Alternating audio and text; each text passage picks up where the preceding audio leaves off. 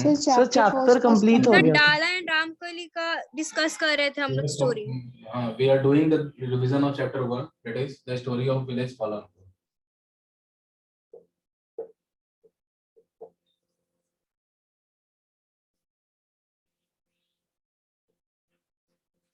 ठीक है, इसमें देखिए हम लोग डिस्कशन कर रहे थे लास्ट टॉपिक, उसमें हम लोग डाला और रामकली का क्या सिचुएशन है।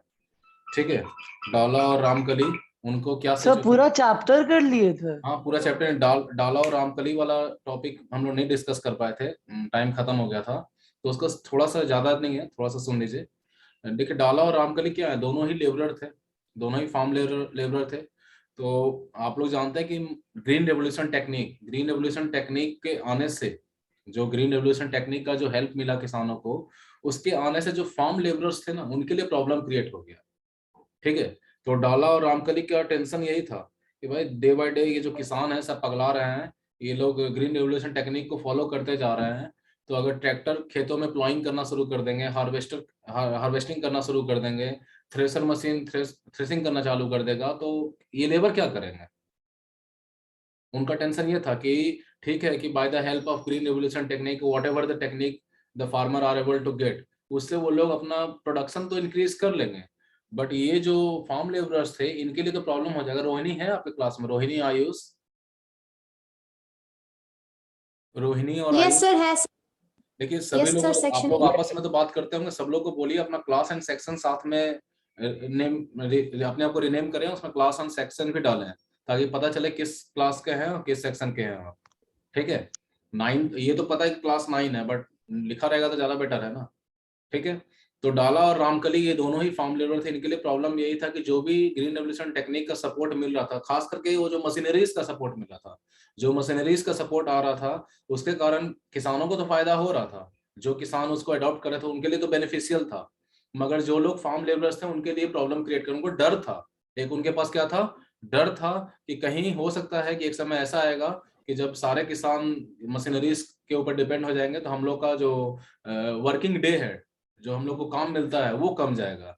मतलब हमें सिर्फ बीजों को खेतों में मतलब छींटने के लिए, सोइंग करने के लिए ही हमको बुलाया जाएगा, बाकी ना तो हमें प्लॉइंग में जरूरत पड़ेगा, ना हार्वेस्टिंग में जरूरत पड़ेगा, ना थ्रेसिंग में जरूरत पड़ेगा। तो इससे क्या होगा, वर्किंग डे उनका कम जाएगा, सिर्फ उनको सोइंग सीजन में ही उनका काम रह जाएगा, बाकी समय उनको बैठा दिया जाएगा। तो यही उनका डर था कि कहीं ऐसा ना हो कि मशीनरीज के आने से हम लोगों को लैक ऑफ वर्किंग डेज से सफर करना पड़े। They have a threat, clear है। उस तरह के जितने भी फार्मर थे उन सभी के लिए थ्रेट था कि जो कंटिन्यूअसली ये जो ग्रीन रेवोल्यूशन टेक्निक का सपोर्ट मिल रहा है, अडॉप्शन हो रहा है, तो इससे एक दिन ऐसा ना आ जाए कि हम लोग का जो वर्किंग डे है वही खत्म हो जाए। और ऑब्वियसली सी बात है, सब एक चीज, कोई भी कहीं भी किसी भी एरिया में आप समझिए, चाहे इवन कोई भी सेक्टर हो, हर जगह अगर काम मशीनरीज से होने लग जाएगा तो मैनुअल रूप से जो काम करने वाले लेबर है उनका क्या होगा। जितने भी फैक्ट्रीज है, जितने भी कंपनीज है, हर जगह मशीनरीज से काम होना चालू हो जाएगा, तो मैनुअल ढंग से जो लोग काम कर रहे हैं उनका क्या होगा, they have to suffer from lack of employment, lack of working days, है ना। तो सिर्फ फार्मिंग का ही नहीं है, हर जगह का ये प्रॉब्लम है, और ये इशू वो लोग अपने लिए डिस्कस कर रहे थे बस, और कुछ भी इसमें नहीं है। क्लियर है, कोई दिक्कत? तो यही अब हम लोग का जो इसमें लास्ट बच गया है। आज हम लोग जो क्वेश्चन आंसर है, जो आप लोग हमेशा बोलते रहते थे क्लास में कि सर क्वेश्चन आंसर भी थोड़ा सा डिस्कस कर दीजिए, तो उसी का हम लोग आज डिस्कशन करेंगे, क्योंकि हम लोग का चैप्टर 1 का तो पूरा रिवीजन हो चुका है, अब सिर्फ हम लोग का क्वेश्चन आंसर बच गया है, और आई थिंक 13 या 14 क्वेश्चन है ना, इतना ही है ना। तो देखिए हम 1 बाय 1, क्योंकि आज हम स्क्रीन शेयर नहीं कर पाएंगे, क्योंकि इसका पीडीएफ मेरे पास इसमें लैपटॉप में नहीं है, मेरे पास खुद का है, जो भी मेरे पास पता पड़ा वो हम आपको बताते हैं। पहला क्वेश्चन देखिएगा, what is first question. First question क्या कह रहा है? फर्स्ट क्वेश्चन कह रहा है एवरी विलेज इन इंडिया, देखिए हम एक एक क्वेश्चन डिटेल करते जाते हैं जल्दी जल्दी। Every village in India surveyed once in 10 year during the census. ये आप लोग सब चीज देखिए, ध्यान दीजिएगा कि हर 10 साल में एक बार, मतलब हर 10 साल में एक बार क्या होता है, सेंसस रिकॉर्ड आता है, जनगणना रिपोर्ट आती है। मैंने क्लास में भी आप लोग को डिस्कस किया था, है। हर 10 साल पे एक सेंसस रिकॉर्ड आता है, और उसमें पूरा डिटेल कलेक्ट किया जाता है, चाहे वो फार्मिंग सेक्टर का हो, किसी भी एरिया का, मतलब हमारे पूरे इकोनॉमी में जितने भी चीज होंगे सबसे रिलेटेड डाटा, चाहे एम्प्लॉयमेंट का हो, लिटरेसी का हो, इलिटरेसी का हो, आपको NMR का हो, MMR का हो, IMR का हो, डेथ रेट हो, बर्थ रेट हो, सब चीज का रिकॉर्ड उस समय आप लोग को बताया जाता है। मतलब एक फाइनलाइज रिपोर्ट आता है। जैसे अभी जो आप लोग पढ़ रहे हैं सेंसस रिकॉर्ड 2011 के आधार पर पढ़ रहे हैं, जो भी आप लोग को टेक्स्ट बुक में दिया हुआ है डाटा, वो सब on the basis of census record 2011 का है। बट जब आप जो लोग 2023-24 में बुक पढ़ेंगे तो उनके पास फिर कौन सा आ जाएगा, 2021 का।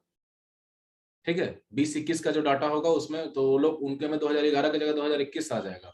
तो ये सब चीज होता है। तो इसी के हिसाब से बोला गया है कि जो पालमपुर, जो आपने गांव की कहानी पढ़ी, तो उसमें लोकेशन उसका पालमपुर का कहाँ है, टोटल एरिया कितना है, लैंड यूज कैसा है, फैसिलिटीज कौन कौन सी है, ये सब में फिलअप करना। कोई दिक्कत है इसमें? ये तो पढ़ के आप लोग फाइंड आउट वहां पर लिख सकते हैं, जो भी बुक में दिया हुआ है उससे आप लोग लिख लीजिएगा। Next question, modern farming method require more input which are manufactured in the industry, do you agree? आपसे क्वेश्चन पूछा जा रहा है कि जो मॉडर्न फार्मिंग मेथड है उसमें जितने भी इनपुट्स यूज किए जा रहे हैं modern in the technique of modern farming, तो सारे कहाँ बन रहे हैं, वो सारे के सारे मैन्युफैक्चर्ड हो रहे हैं इंडस्ट्रीज में। Do you agree with this statement? तो यही आपसे इसे पूछा, तो आप क्लियर बोले yes. The all input, either HYV seeds, chemical fertilizers, pesticides, machineries, all are manufacturing in the industries। ठीक है, तो सही है, ये स्टेटमेंट बिल्कुल सही है। यही चीज आपको एक्सप्लेन करना और कुछ नहीं, बस थोड़ा सा ये 3 लाइन में आपका आंसर खत्म हो जाएगा। बस आपको यही लिखना है कि yes, all the inputs which we are using in the modern farming technique, they are manufactured, they are manufacturing in the industries। Example दे दीजिए, चाहे केमिकल फर्टिलाइजर हो, चाहे पेस्टिसाइड्स हो, चाहे मशीनरीज हो, सब कहीं ना कहीं इंडस्ट्रीज में बन रहा है। क्लियर है? कोई दिक्कत? मानस, एनी प्रॉब्लम? अब जो लोग दिख नहीं रहे हैं उनको हम क्या पूछें, जो लोग दिखते नहीं है, इसलिए जो दिखेंगे हम उन्हीं से पूछेंगे। अब बाकी आप लोग समझिएगा। मेघा, कोई दिक्कत? No sir. आपको सेविका? No sir. चलिए ठीक है, तो ये काम कीजिएगा, ऐसा नहीं कि खाली छोड़ देना है। कल थोड़ा सा बना के रखिएगा, हम बोलेंगे जिसको शो करने के लिए शो कीजिएगा अपना। ठीक है, व्हाट्सएप पे आप ग्रुप में तो है ही हम, आप वहां भी भेज सकते हैं कि आपने लिखा है। ऐसा नहीं खाली हम डिस्कस कर रहे हैं, आप लोगों का काम खत्म हो गया। You have to write all the question answer. Next, कल तो बंद था ना सर? क्या कल तो स्कूल बंद ना रहेगा सर? कल स्कूल बंद रहेगा? ऐसे कौन सा तुम लोग स्कूल में हो जी? यस ऐसे सर। कौन सा सर स्कूल में हो? क्वेश्चन तुम आंसर फिर से लोग अभी भी लिखना। घर पे हो। Online sir. क्लासेस सस्पेंड रहेगा। क्लास ऑफ रहेगा कल, बिकॉज टुमारो क्या है, रिपब्लिक डे है। तो अब एक दिन तो रिपब्लिक डे मनाने दो। एक दिन रिपब्लिक डे, एक दिन इंडिपेंडेंस डे, एक दिन गांधी जयंती। आज क्या है बताओ तो? What is the special day today? Sir आज नहीं पता सर। सर आज ट्यूसडे है। सर आज टूरिज्म डे है। Today is voters day. Voters day. 25 January voter day होता है। वोटर्स जो 18 साल के ऊपर, अभी आप लोग का दिन नहीं आया, हम लोग का दिन है। मतलब जो 18 Yes, साल sir. के हो जाते हैं उनके लिए, जो वोटर्स होते हैं उनके लिए आज वोटर डे है, याद रखिएगा। 25 जनवरी को वोटर डे होता है। रिपब्लिक डे के एक दिन पहले वोटर डे मनाया जाता है। ठीक है, ओ, तो Yes, ये sir. याद रखिए। आगे से ट्यूसडे वेडनेसडे तो हर बार रहता है, हर वीक में आता है, बट आज वोटर डे है। ठीक है, कल वेडनेसडे है तो कल रिपब्लिक डे है। Yes sir. थैंक ठीक यू है, सर चलो। बताने के लिए सर। हाँ, थैंक यू सर, बता दिए सर। ओके, याद हो थैंक नहीं। You, welcome. बताने ऐसा नहीं कि आप लोग नहीं पता कर रहे, आप पता भी होगा बहुत लोगों को, बट हो सकता नहीं बोलते हैं। चलिए next question, Yes. How did the spread of electricity help farmer in Palampur? Electricity के आने से जो पालमपुर के फार्मर है उनको क्या फायदा मिल रहा था, यही चीज आपको इसमें लिखना है कि इलेक्ट्रिसिटी के सपोर्ट से जो पालमपुर के जितने भी फार्मर्स हैं उनको क्या बेनिफिट मिल रहा था। तो इसमें अब ये है ना कि अब थोड़ा सा अपने आप को चेंज कीजिए, कहानी मत लिखिएगा। जब आंसर लिखिएगा ना तो कहानी मत लिखिएगा पैराग्राफ में, पॉइंट वाइज लिखिएगा। एक चीज हम आपको बोल दे रहे हैं, कहानी लिखना छोड़ दिए, चाहे किसी में भी हो, कहानी से इंप्रेशन ठीक नहीं जाता। आप जो भी आंसर लिखिए, कुछ क्वेश्चंस का जिनका आंसर पॉइंट में बन सकता है बनाइए उसको, और जिनका नहीं बन सकता उनका छोड़ दीजिए। जैसे इसके पहले वाले का 3 लाइन में आंसर है तो उसको पॉइंट में क्या लिखेंगे, बट इसका आप लिख सकते हैं। जैसे आप इसमें बता सकते हैं, it transform the system of irrigation, it transform the system of irrigation. Clear है? पहला point, it transform the system of irrigation, मतलब जहां पहले हम लोग डिपेंड करते थे ट्रेडिशनल मेथड ऑफ इरिगेशन के ऊपर, चाहे मॉनसून हो चाहे कैनल से पानी निकालना हो, उसको इसने चेंज कर दिया। आज ट्यूबवेल का सपोर्ट है, पहले हम लोग पर्सियन व्हील पर डिपेंडेंट रहते थे, आज ट्यूबवेल्स को हम लोग यूज कर रहे हैं, इलेक्ट्रिक रन ट्यूबवेल्स हम लोग यूज कर रहे हैं। Second point, the farmer could irrigate the field by the help of electric run tubewell. वही चीज मैंने जो अभी बोला कि आज जो फार्मर्स हैं क्या कर पा रहे हैं, अपने लैंड को इलेक्ट्रिक रन ट्यूबवेल से इरिगेट कर पा रहे हैं। क्लियर है? नेक्स्ट है, the farmer could increase more area under irrigation. जैसे ये भी चीज में कि आज जो है फार्मर ज्यादा से ज्यादा जो एरिया है वो इरिगेशन के अंडर में ला रहे हैं, ज्यादा से ज्यादा एरिया जो है इरिगेशन के अंडर में ला रहे हैं। अब ऐसा थोड़ी ना कि मान के चलिए कि एक फार्मर का यहाँ पे जमीन है और एक यहाँ जमीन, एक ही फार्मर का यहाँ जमीन है और यहाँ पे उसका ट्यूबवेल है, यहाँ पे उसका ट्यूबवेल है। तो यहाँ कहना ये चाह रहा है कि जो इरिगेशन का जो फैसिलिटी है वो ज्यादातर आज ट्यूबवेल से ही हो रहा है। ठीक है, अगर यहाँ इसका होगा तो कहीं और मान के चलिए इस एरिया के पास किसी और का होगा तो इससे ये पानी ले लेगा। अब ये नहीं कि उठा के इसको यहाँ ले आएगा या इसको उठा के यहाँ ले जाएगा, हर जगह ट्यूबवेल भी लगाना पॉसिबल नहीं है। तो हो सकता है कि एक फार्मर का एक खेत यहाँ है, एक खेत यहाँ है, और भी बीच में बहुत सारे खेत होंगे, बहुत सारे फील्ड्स होंगे, वो अलग अलग लोगों के होंगे। तो ये क्या करेगा, मान के चलिए कि इसका एक यहाँ तो यहाँ तक पानी डायरेक्ट तो नहीं ले जा सकता, मगर और किसी का इधर होगा तो उससे वो ले लेगा। आज पूरा जितना भी लैंड एरिया है वो सब कहीं ना कहीं ट्यूबवेल से कनेक्टेड हो चुका है, इसलिए इरिगेशन आज थोड़ा आसान हो गया है। ठीक है, next, they could use electricity for domestic purpose also. इसमें ये भी आप लिख सकते हैं कि जो फार्मर्स जो हैं वो डोमेस्टिक पर्पस में भी आज इलेक्ट्रिसिटी को यूज कर रहे हैं। ठीक है, और एक और इसमें लिख सकते हैं, they can take the help of electricity in the small scale manufacturing work also। जो स्मॉल स्केल मैन्युफैक्चरिंग वर्क जो किया जाता है उसमें भी इलेक्ट्रिसिटी का सपोर्ट आज मिल। पहले जो भी मशीनरीज होता था हैंड से, मतलब हाथों से चलाया जाता था, आज मशीनरीज का यूज करके, इलेक्ट्रिक से चलने वाली मशीनरीज का यूज करके वहां भी इसका यूटिलाइजेशन किया जा रहा है। तो आप इस तरह से लिख सकते हैं कि how did the spread of electricity help farmer in Palampur. आपसे सिर्फ यही नहीं पूछ रहा कि फार्मर्स तो सब तो फार्मर ही है, देखिए वहां आइडेंटिफिकेशन, जैसे मान के चलिए अभी यहाँ पे हम आप लोग सब तो स्टूडेंट ही हैं, तो हम तो स्टूडेंट ही नहीं बोलेंगे। अब कौन आप इंटेलिजेंट स्टूडेंट हैं, कौन स्लो लर्नर है, ये तो हम यहाँ नहीं ना बोलेंगे, ऑल स्टूडेंट्स। वैसे क्वेश्चन पूछा जाए ना, how did online teaching how is online teaching is helpful for the student. तो यहाँ तो सबके लिए, चाहे यहाँ स्लो लर्नर हो चाहे इंटेलिजेंट स्टूडेंट हो, सबके लिए कैलकुलेट करेंगे ना। तो सब आइडेंटिफिकेशन आपका स्टूडेंट का ही है, यहाँ पे आप स्लो लर्नर है या इंटेलिजेंट है ये अलग बात है। तो फार्मर्स का आइडेंटिफिकेशन, जो पालमपुर के जितने भी फार्मर थे उनको किस तरह से इलेक्ट्रिसिटी ने हेल्प किया है ये इसमें लिखना है। तो आप इरिगेशन का भी हेल्प लिख सकते हैं, डोमेस्टिक पर्पस का भी हेल्प लिख सकते हैं, स्मॉल स्केल मैन्युफैक्चरिंग वर्क में जो हेल्प लिया जाता है वो भी लिख सकते हैं। क्लियर है? इसलिए ये मत बोलिएगा सर यहाँ तो सिर्फ बोला जा रहा है फार्मिंग का हेल्प के बारे में, तो यहाँ सिर्फ फार्मिंग के हेल्प के लिए नहीं बोला जा रहा है, ये पूछा जा रहा है कि जो फार्मर्स हैं उनको किस तरह का हेल्प मिलता है। तो उसमें डोमेस्टिक पर्पस भी आ जाएगा, स्मॉल स्केल मैन्युफैक्चरिंग पर्पस भी आ जाएगा, और क्या होगा जो भी यूज करते हैं हम लोग। ठीक है, चलिए नेक्स्ट क्वेश्चन आपका क्या है। नेक्स्ट क्वेश्चन कह रहा है, is it important to increase the area under irrigation, why. Question पूछा जा रहा है, क्या यह जरूरी है कि जो एरिया है, जो कल्टिवेटिंग एरिया है, उसको इरिगेशन के अंडर में लाया जाए। इज इट इंपॉर्टेंट, क्वेश्चन पूछा जा रहा है कि जो मान के चलिए कि सपोज दैट कीजिए कि ये आपका इतने सारे फील्ड है यहाँ पे, ठीक है, इतने सारे फील्ड है, तो यहाँ पर एक ट्यूबवेल है, एक ही ट्यूबवेल है गवर्नमेंट का, एक ट्यूबवेल यहाँ पे है। तो ये जो नजदीक के जो प्लॉट है इनको तो आसानी से पानी मिल जाएगा, बट जो दूर के हैं उनको कैसे मिलेगा, तो इनको भी तो इसके अंडर में लाना होगा ना। तो या फिर क्या करना पड़ेगा, कनेक्टिविटी बनाना पड़ेगा। क्या बनाना पड़ेगा? कनेक्टिविटी बनाना पड़ेगा, जिससे कि यहाँ पे पानी पहुंचाया जा सके, चाहे साइड से ले जाइए, चाहे इधर से ले जाइए, चाहे बीच में से ले जाइए किसी खेत में।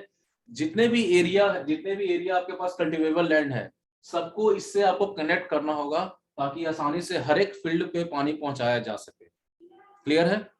अगर एक है गवर्नमेंट, देखिए सबसे पहले गवर्नमेंट हर गांव में, जितने भी विलेजेस है, हर गांव में एक गवर्नमेंट ट्यूबवेल लगता है। बट लोग क्या कर रहे हैं आज के समय में कि लोग प्राइवेट ट्यूबवेल्स लगा रहे हैं, ये बहुत ज्यादा गलत है। इसका भी हम लोग ने मिसयूज करना चालू कर दिया। गवर्नमेंट, बिहार गवर्नमेंट ने एक पॉलिसी, आपको पिछली गवर्नमेंट जब बनी थी ना, जब 2017 में, जब कब बना था हमारा प्रीवियस गवर्नमेंट, कब बना था, 2017 की 2019 में? बिहार में पिछली सरकार कब बनी थी? सर 17 में शायद। 17 में तो यूपी में बना था, 19 में बना था। अगर 17 में होता तो हमारे यहाँ भी चुनाव होता। अभी इलेक्शन Yes, sir, यूपी में है ना, हमारे यहाँ 19 में बना था। Yes sir. 19, क्योंकि हमारा यहाँ जो 5 साल पूरा होता है, अब 24, अब हमारा क्या होगा, 24 में होगा। तो जो पिछली अच्छा। सरकार जब बनी थी उसके पहले एक नियम उस समय सुन रहे थे हम, अब पता नहीं इसको फाइनलाइज किया गया है कि नहीं किया गया है, कि ट्यूबवेल्स को लगाने के लिए बैन किया जाएगा। ट्यूबवेल्स लगाने के लिए बैन किया जाएगा, मतलब जितना नीड है उससे ज्यादा लोग लगा रहे हैं। मतलब हर एक घर में, आप ये सोच लीजिए कि अगर हर एक खेतों के पास ट्यूबवेल लग जाएगा तो ग्राउंड वाटर कहाँ जाएगा? सर खत्म हो जाएगा सर। बात खत्म होने का नहीं है। आप जो ड्रिलिंग करते हैं ना, ज्योग्राफी पढ़े हैं Yes, आप, जो sir. ड्रिलिंग जो करते हैं हम लोग जमीन में, तो जो ड्रिलिंग होता है तो देखिए जो प्लेट्स है ना, वो एक दूसरे से टकराती हैं। प्लेट्स का प्लेट इधर से उधर खिसकेगी। प्लेट जो धरती के नीचे जो टेक्टोनिक प्लेट्स हैं, उसको उस पर असर होता है, और वो इधर से उधर खिसकेंगे तो हो सकता है कि जहां पे पहले पानी था वो पानी का एरिया वहां से गायब हो जाए। ऐसा भी हो सकता है कि हो सकता है ऋषिकेश का ट्यूबवेल हो, वहां पे पानी पहले आ रहा है, फिर मानस ने एक ट्यूबवेल लगा दिया बगल में, तो हो सकता है कि ऋषिकेश के ट्यूबवेल में पानी खत्म, क्योंकि प्लेट्स वहां पे क्या हो जाएगा, एक दूसरे खसके। जब से ऊपर से बोर होगा, ड्रिल होगा, तो प्लेट्स खसकेंगे, और खसके तो हो सकता है पिछले जहां पे पहले पानी आ रहा हो वहां पे पानी बंद कर दे। ये भी हो सकता है। लैंड वाटर तो डिग्रेड करेगा ही, लेवल तो डिग्रेड करेगा ही, साथ में ये प्रॉब्लम। अब तो फिर ऋषिकेश क्या करेगा? एक तो उसको इकोनॉमिकल नुकसान हो गया, पहले से उसने बोरिंग कर रखा था, ट्यूबवेल लगा रखा था, वो कहानी खत्म, वो ट्यूबवेल खत्म हो जाएगा आपका, फिर ये नया ट्यूबवेल डालेगा, तो इकोनॉमिकल लॉस तो इसका हुआ ही, और साथ साथ फिर एक नया ट्यूबवेल डालेगा तो हो सकता है अगली बार मानस का खत्म हो जाएगा। तो ऐसे ऐसे करके हम लोग पूरी धरती में छेदी कर, मतलब ऊपर से ड्रिल करके डाल देंगे, तो क्या होगा, लैंड एरिया का, लैंड एरिया क्या हो जाएगा, फिर भूकंप आएगा तो कौन रोक पाएगा? ये जो भूकंप वगैरह आता है, अर्थक्वेक वगैरह, किस कारण से आता है? देखिए, अंदर जो हलचल चल रहा है वो तो आप कुछ नहीं कर सकते, that is natural, but we are also responsible for the volcanic activity और whatever the earthquake activity. जो अर्थक्वेक इरप्शन हो रहा है, अर्थक्वेक आता है, वोल्केनिक इरप्शन होता है, इसके लिए हम लोग भी रिस्पॉन्सिबल है। ठीक है, तो करना क्या होगा? अब ऐसा नहीं कि हम लोग ट्यूबवेल यूज करना छोड़ देंगे, जितना रिक्वायर्ड है गवर्नमेंट को ये देखना होगा, अपने अंडर में लेना होगा कि जितना एरिया है उसके हिसाब से कितना ट्यूबवेल चाहिए एक गांव में मैक्सिमम, तो उससे ज्यादा ट्यूबवेल कोई ना लगा पाए। मतलब लाइसेंस देना होगा, लाइसेंस प्रोवाइड करवाना होगा कि ईच एंड एवरी फार्मर को अगर वो चाहिए ट्यूबवेल लगवाना है अपने खेतों में, तो गवर्नमेंट से जाके लाइसेंस ले, परमिशन ले पहले, वो वहां से आके जो विजिलेंस वाला टीम होगा वो आके विजिट करेगा, देखेगा कि हाँ भाई सही में इस गांव में नीड है, इस पर्सन को एक और दिया, मतलब इस गांव में नीड है, पहले वो देखेगा कि इस गांव में एक और ट्यूबवेल का नीड है, किया जा सकता है। तो फिर जो सामने जो पर्सन होगा, जो पहले एप्लीकेंट होगा, उसको ऑथराइजेशन दे दिया जाएगा, जाइए आप ट्यूबवेल लगा लीजिए। मगर ये फाइंड आउट हो जाए कि नहीं, इस गांव में 10 ट्यूबवेल लगे हुए सफिशिएंट है पूरे गांव को इरिगेट करने के लिए, तो उसको परमिशन नहीं मिलेगा फिर। ठीक है, तो इस तरह से गवर्नमेंट को स्टेप लेना होगा। अगर ये चीज लैंड डिग्रेडेशन और वाटर लेवल डिग्रेडेशन बचाना है, तो दोनों चीज, लैंड को डिग्रेड होने से भी और वाटर लेवल को भी डिप्लीट होने से अगर बचाना है, तो गवर्नमेंट को एक्शन लेना होगा। पता नहीं इसको फाइनलाइज किया, क्योंकि मैंने उस समय सुना था तो अच्छा लगा था कि गवर्नमेंट, या हर एक घर में मोटर लग रहा है, हर एक घर में समरसेबल हो रहा है, तो ये भी प्रॉब्लम है। जो आप लोग देखते हैं ना कि सिटी मोहल्ला में भी हर एक घर में समरसेबल है, ये भी प्रॉब्लम है। गवर्नमेंट आज ये जो पानी का नल जल योजना जो कर रही है, इसका मोटिव यही है कि सारे जितने भी समरसेबल है उनको स्टॉप करवाया जाए, बंद करवाया जाए, एक जगह से पानी सप्लाई हो। अब यही है कि फिर बोलिएगा सर पानी की कमी होगा तो हम लोग को, तो गवर्नमेंट को ऐसा सफिशिएंट अपने आप को करना होगा ना, उस तरह एबिलिटी उसमें लाना होगा कि जितने भी लोग हैं उनको सही से पानी का रिक्वायरमेंट फुलफिल करवाया जाए। तो लोग ट्यूबवेल बंद कर देंगे, क्यों अपना इलेक्ट्रिसिटी जलाएंगे लोग? सर गवर्नमेंट पानी सप्लाई होगा, उसी को लोग यूज करेंगे। ठीक है, तो यहाँ पे आपसे क्वेश्चन क्या पूछा गया है, is it important to increase the area under irrigation? Why? Yes it is important, yes it is important to increase the area under irrigation. Why? क्योंकि इसका सबसे बड़ा कारण है कि हम लोग का जो फार्मिंग है वो क्या है, किसके ऊपर डिपेंड रहता है? ट्रेडिशनल मेथड ऑफ फार्मिंग पे डिपेंड था, मॉनसून पे डिपेंड था, रेनफॉल पे डिपेंड था। तो रेनफॉल एक टाइम से तो आ नहीं रहा है, कभी रेनफॉल बहुत ज्यादा आ जा रहा है, कभी बिल्कुल गायब हो जा रहा है। लोगों को आपको क्या है, कभी आएगा रेनफॉल ऐसा आता है, कभी फ्लड का ही सामना करना पड़ता है, कभी कभी ड्राउट का भी सामना करना पड़ता है। तो अगर इरिगेटेड एरिया, अगर जितना भी लैंड है वो सब अंडर इरिगेशन आ जाएगा, तो जनरली देखिए, स्टार्ट समझिए इस बात को कि जितने भी फार्मर है, खरीफ का जो सीजन स्टार्ट होता है वो जून में स्टार्ट हो जाता है। स्टार्टिंग जून में लोग स्टार्ट कर चुके हैं, ठीक है, स्टार्टिंग जून आफ्टर मिड जून। तो अगर मिड जून में मानसून नहीं आया तो क्या होगा, वो लोग डिपेंडेंट रहेंगे रेनफॉल पे, कब बारिश आएगी कब बारिश आएगी, तो क्या होगा, सीजन जो है वो एग्रीकल्चर सीजन वो गड़बड़ा जाएगा, टाइम गड़बड़ा जाएगा, तो सही से प्रोडक्शन नहीं होगा। तो अगर मान के चलिए कि उनके पास इरिगेशन फैसिलिटी होगा तो पहले वो सोइंग वगैरह कर सकते हैं ना, बीज लगा सकते हैं ना, फिर बारिश आएगा तो जो उसमें जो भी उसको आगे का स्टेप होगा वो किया जा सकता है। तो इरिगेशन के अंडर में लैंड को लाना जरूरी है, क्योंकि उससे क्या होगा, टाइमली एग्रीकल्चरल एक्टिविटीज को किया जा सकता है, ये एक कारण है। इफ वी विल क्या, we will cover all the land under irrigation, then the agriculture activities can be performed in time, in proper time, ठीक है।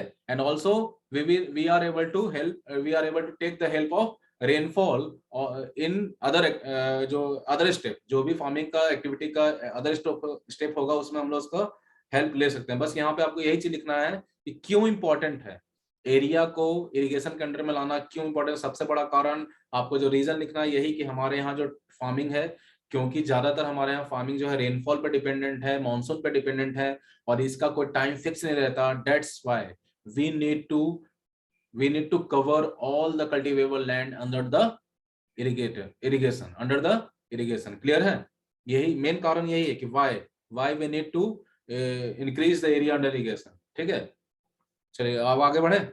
नेक्स्ट है construct a table on distribution of land among 450 families of Palampur. मैंने बताया था आप लोग को कि एक टेबल कंस्ट्रक्ट कीजिए और 400 फैमिली का क्या डिस्क्रिप्शन था उसको डिवाइड कर दिए। 450 फैमिली टोटल था, उसमें लैंडलेस कितने थे, ऐसे कितने फैमिली थे जिनके पास 2 हेक्टेयर से कम लैंड एरिया था, और ऐसे कितने फैमिली थे जिनके पास 2 हेक्टेयर से लेकर 10 हेक्टेयर के बीच में जमीन था या उससे ज्यादा था।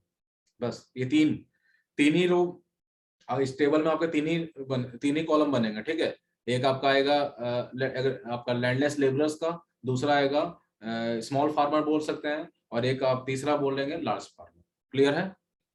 तो एक लैंडलेस में 150 आ गया, स्मॉल फार्मर में आपका कितना 240 आता है, और लार्ज फार्मर में 60 फार्मर्स, ठीक है। बस यही आंसर है, उसी टेबल में यही आएगा। क्लियर है। Next, why are the wages for farm labor in Palampur less than minimum wages?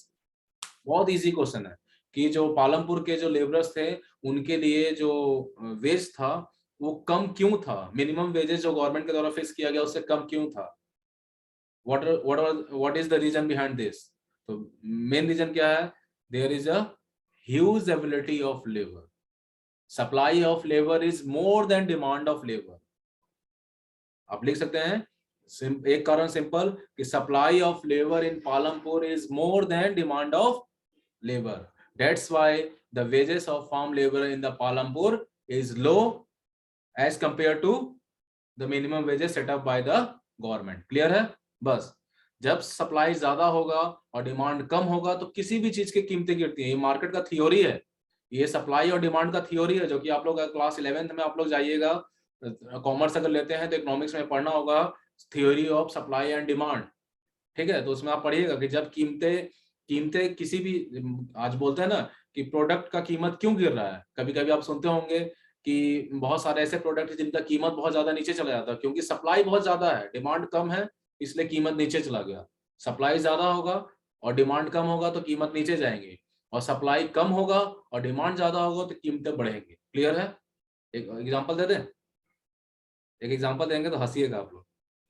Suppose that कि आप जिस मोहल्ले में रहते हैं वहाँ ट्यूशन टीचर एक है, अच्छा ट्यूशन टीचर एक है, और डिमांड बहुत ज्यादा है, तो उस टीचर के पास क्या होगा, डिमांड बहुत सारा स्टूडेंट, चार्ज ज्यादा लेगा, क्योंकि अच्छा टीचर है, डिमांड उसका ज्यादा है तो चार्ज वो बढ़ा देगा।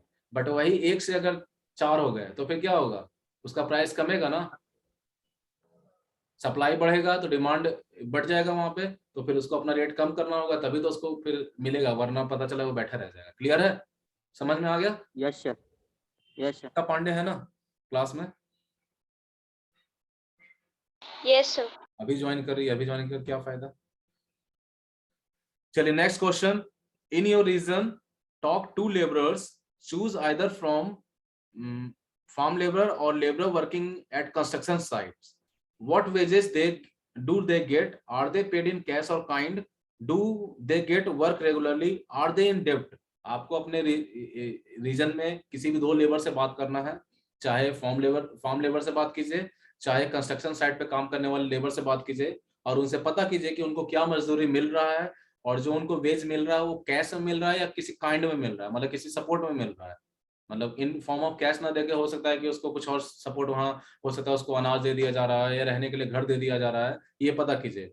और उसके साथ साथ आपको ये भी पता करना है कि आर दे डू उनको जो काम मिल रहा है वहाँ पे वो लगातार मिल रहा है, रेगुलर मैनर में काम मिल रहा है, और उसके अलावा क्या वो किसी प्रकार के ऋण में तो नहीं है, डेब्ट में तो नहीं है।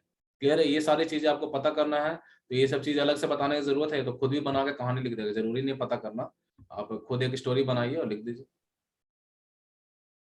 जाके सही में पता मत करने लग जाएगा सिमरन, आज जाके किसी फार्म लेबर से मत मिलने लग जाएगा, कंस्ट्रक्शन साइट पे लेबर से। ठीक है, चलिए किसी के अब 2 एग्जांपल ले सर अभी लीजिए। निकलना भी मना है। हाँ निकलना खत्म, वो सब टेंशन मत लीजिए। Listen all of you, don't take tension about omicron. Sir वो कुछ नहीं है सर। कुछ नहीं है, लिसन है, ये चीज हम बोले टेंशन मत लीजिए, क्या रहना है, केयरफुल रहिए, बी केयरफुल। अच्छा एक बार ड्राइविंग जब हम लोग करते हैं तो ड्राइविंग करते समय रिस्क नहीं रहता है? रोड पे जब चलते हैं तो एक्सीडेंट होने का रिस्क नहीं रहता है क्या?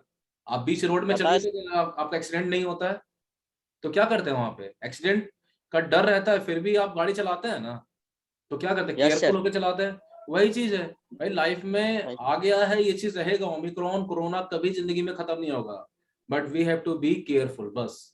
ठीक है, और कुछ नहीं करना, और उसके अलावा कुछ कर ही नहीं सकते। जब WHO कुछ नहीं कर पा रहा है तो हम और आप क्या कर पाएंगे?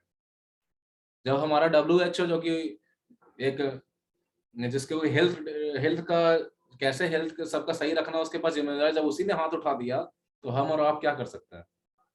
ठीक है, जितने लोग सफर्ड हो रहे हैं, जिन लोगों को ज्यादा मतलब जिनका डेथ हो रहा है, उसका सबसे बड़ा रीजन है they are suffering from any internal problem, serious problem, they are suffering from any serious problem, that's why they are dying. Yes sir. ठीक है, नॉर्मल पीपल कोई भी नहीं मर रहा और ना ही मरेगा, क्योंकि जिसका इम्यूनिटी, अच्छा एक बात बताइए, 5 साल के बच्चे को होता है, कितने 5 साल के नीचे के बच्चे मर गए? एक भी नहीं सर। को भी हुआ, कितने लोग मर गए? कुछ बहुत कम सर, बहुत कम। तो क्यों? Because they have better immunity system. Government ने तो ये भी कह दिया, आप शायद हाल फिलहाल का पढ़े होंगे कि 5 साल के नीचे के बच्चे को मास्क नहीं लगाना है। 5 साल के नीचे के जो बच्चे हैं उनको मास्क नहीं लगाना है कभी भी।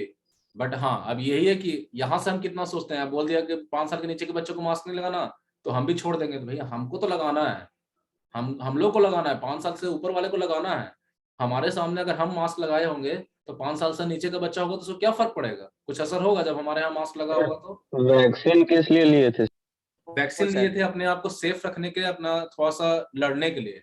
जो लोग वैक्सीन नहीं लिए हैं, देखिए सही है आपका क्वेश्चन। किसने पूछा ये क्वेश्चन? ज्ञानेश्वर, सही है, आपने क्वेश्चन सही पूछा है। वैक्सीन इसलिए लिए हैं, जैसे होता है एंटीडोज, लड़ने का एक अलग से आपको सपोर्ट मिल गया है कि आप उससे लड़ सकते हैं। नहीं तो बिना वैक्सीन लेने वाले का, शायद आपको ये पता होगा, फर्स्ट ओमिक्रॉन जो पेशेंट हमारे यहाँ आया था वो 60 साल से ऊपर का आदमी था। इंडिया में जो फर्स्ट ओमिक्रॉन का पेशेंट आया था वो 60 साल के ऊपर का व्यक्ति था, बट वो ठीक हो गया था बिकॉज ही वाज वैक्सीनेटेड।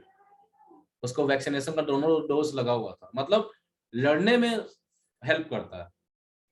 ठीक है, अब आप कहिएगा कि दवाई है तो हम डॉक्टर के पास क्यों जाए? दवाई है तो डॉक्टर के पास क्यों जाए? डॉक्टर की क्या जरूरत है? मार्केट से डॉक्टर को हटा दिया जाए। दवाई तो बना रहा है ना। देखिए दवाई कंपनी वाला सारा जानता है कि ये दवाई किस चीज के लिए फायदेमंद है, वही आपको बता देगा कि भाई जुकाम हुआ तो ये दवाई ले लो, ये हुआ तो ये ले लो। फिर डॉक्टर के पास क्यों जाते हो? सर चेकअप करवाने सर। क्यों चेकअप कराना? दवाई से तो ठीक ही हो जाएगा सर। तो वही ना रिकमेंड करेगा सर कि ये दवा खाओ तब ठीक हो गए। कौन सा दवा लेना है? यहाँ पे डॉक्टर हमारा बीमारी तो पता चलेगा। समझिए, यहाँ पे जो डॉक्टर है वो वैक्सीनेशन जो हम लोग ले चुके हैं वही है हमारे लिए।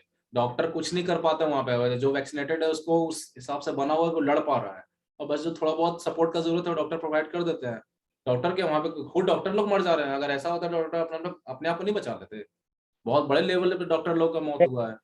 चलिए नेक्स्ट क्वेश्चन। ऐसे टाइम आई थिंक 5 मिनट, अभी 6 मिनट बाकी है, नेक्स्ट क्वेश्चन हो जाएगा। क्या था अभी हम लास्ट क्वेश्चन क्या किए थे? रीजन वाला, ठीक है। नेक्स्ट क्वेश्चन है what are the different ways of increasing production on the same piece of land, use example to explain. इसमें दोबारा बताने की जरूरत नहीं है, बस 2 मेथड आपको लिखना है, मल्टीपल क्रॉपिंग मेथड और मॉडर्न फार्मिंग मेथड। बस ये दोनों मेथड को एक्सप्लेन कर देगा, आंसर कंप्लीट हो गया। क्लियर है? कोई दिक्कत? चलिए next. Describe the work of a farmer with 1 hectare land. एक 1 हेक्टेयर लैंड किसी फार्मर के पास है, तो उसके वर्क को डिस्क्राइब करना है। तो इसके लिए आपको बेस्ट एग्जांपल है कि आप सविता का एग्जांपल लीजिए और इसको एक्सप्लेन कर दीजिए। सविता का एग्जांपल लीजिए, सविता का जो स्टोरी दिया हुआ है इसको एक्सप्लेन कर दीजिए। ऐसे आप नहीं करना चाहते हैं तो इसको और भी अलग तरीके से लिख सकते हैं कि 1 हेक्टेयर जिसके पास है, मतलब बहुत छोटा जमीन है, तो उसको प्रॉपर देखिए कैसे लिखेंगे। सविता वाले में एक प्रॉब्लम आ जाएगा कि कैपिटल के लिए वो एग्जांपल दिया गया, कैपिटल को समझाने के लिए, इस क्वेश्चन को समझाने के लिए वो नहीं है, बट हम दोनों चीज बोल दे रहे हैं कि चाहे तो आप उसके भी आधार पर लिख सकते हैं, बट आप इसमें ऐसे भी लिख सकते हैं कि जो ऐसा फार्मर जिसके पास 1 हेक्टेयर जमीन है, तो उसमें आप क्या लिखेगा? This type of farmer is categorised as a small farmer. सबसे पहले आपको ये लिखना होगा कि जिसके पास 1 हेक्टेयर जमीन है, हम लोग पढ़े हैं ना, लेस देन 2 हेक्टेयर वाला पढ़े हैं, तो वो स्मॉल फार्मर में आता है। तो जिसके पास 1 हेक्टेयर लैंड है वो स्मॉल फार्मर के रूप में कैटेगराइज किया जाता है। सेकंड पॉइंट आप ले सकते हैं, he has to make planning before the cultivation। ठीक है, उसको प्लानिंग करना पड़ता है कल्टीवेशन को स्टार्ट करने से पहले, कितना एरिया में क्या वो क्या प्रोड्यूस करेगा। उसके पास 1 ही हेक्टेयर जमीन है, तो 1 ही हेक्टेयर जमीन में वो बांटेगा ना कि इतना एरिया हमको व्हीट के लिए चाहिए, इतना एरिया हमको थर्ड क्रॉप के लिए चाहिए, तो इस तरह से वो प्रॉपर प्लानिंग करेगा। ठीक है। Next, he has to arrange a loan। फिर वो आ गया, he has to arrange a loan for the, क्योंकि स्मॉल फार्मर है उसको लोन का जरूरत पड़ता है, तो अरेंज करना पड़ेगा। उसके बाद next, he has to accept different term and condition for the loan, different terms of condition of the loan। जो स्मॉल फार्मर होते हैं, जैसे सविता का एग्जांपल में मैंने बताया था, आपको पहले ही बताया कि सविता का एग्जांपल देखिएगा, ये क्वेश्चन सॉल्व हो जाएगा। कोई दिक्कत है? No sir, no sir. Where are you? गायब हो गया? Yes sir, I'm there. मानस, आपका क्वेश्चन ज्यादा रहता था क्लास में, सर क्वेश्चन आंसर करवा Yes. दीजिए। चलिए next, how do. No sir, इस चैप्टर के लिए नहीं था। ठीक है, अब सब चैप्टर का करवा रहे हैं। How do medium and large farmer obtain capital for farming. Simple है कि मीडियम और लार्ज फार्मर कैसे कैपिटल ऑब्टेन करते हैं फार्मिंग के लिए। How is it different from the small farmer. आपसे क्या बोला, मीडियम एंड लार्ज फार्मर कैसे करते हैं, और ये स्मॉल फार्मर से कैसे डिफरेंट है। तो दोनों एक ही जैसा है। जो मीडियम और लार्ज फार्मर होते हैं, they arrange their capital for the farming by selling up their surplus amount of production of the previous year, or by the help of saving which they have in the previous year. The small farmer and large farmer are able to arrange the capital by selling up the surplus amount of production of the previous year, or by the saving which they have in the previous year। ये तो हो गया large farmer और medium farmer के लिए। और small farmer कैसे different है, तो आपको लिखना है कि small farmer have to take loan by the money lender, whatever जो भी लोग हैं। ठीक है, बस यही क्वेश्चन है, बहुत छोटा छोटा ही आंसर है, ज्यादा प्रॉब्लम नहीं है। नेक्स्ट क्वेश्चन आपको क्या कह रहा है, अब डायरेक्ट आपसे क्वेश्चन पूछा है कि on what term did Savita get a loan from Tejpal Singh, would Savita condition be different if she could get a loan from the bank at low rate of interest. ये समझिए, सबसे पहले आपसे पूछा गया कि वो कौन कौन से टर्म्स है जिसके आधार पर सविता को तेजपाल सिंह से लोन लेना पड़ा। पहले आपको वो टर्म्स लिखना है, मतलब वो शर्तें लिखनी है। उसके बाद ये पूछा गया है कि would Savita condition be different if she could able to get loan from the bank at a low rate of interest. तो आप सबसे पहले लिखेंगे टर्म्स में कि शी हैज टू पे 24% rate of interest for 4 months from the taken loan. Next, she has to promise to work on his field as a farm laborer during the harvest season at rupees 35 per day. ठीक है, ये दो term of condition हो गए, ये दो क्या हो गया, terms of condition to taking loan by the Savita, ये दो ही, बस दो ही टर्म्स ऑफ लिखना आपको। और इसके बाद आपको लिखना yes it's if Savita is able to take the loan from the bank, then the situation of Savita is different. क्यों? Because by the bank she is able to take the loan at low rate of interest. ठीक है, she is able to take the loan at the low rate of interest, और she is able to what? She is able to perform his farming activity without any interruption, है ना। अब उसमें क्या था, उसको एक सेकंड रुकिएगा, इसके बाद किसी स्टूडेंट का कॉल आ रहा था, चलिए कोई बात नहीं, उसके बाद हम जवाब दे देंगे। ठीक है, तो यहाँ पे आपको यही चीज लिखना है कि पहले दो शर्तें लिखनी है, कौन से दो शर्तों पे उसको लोन मिला था, और उसके बाद आपको यही लिख देना कि यस अगर उसको लोन मिलता बैंक से then her condition is different. और क्यों डिफरेंट होता है, क्योंकि बिकॉज उसको किसी प्रेशर में काम नहीं करना पड़ा है,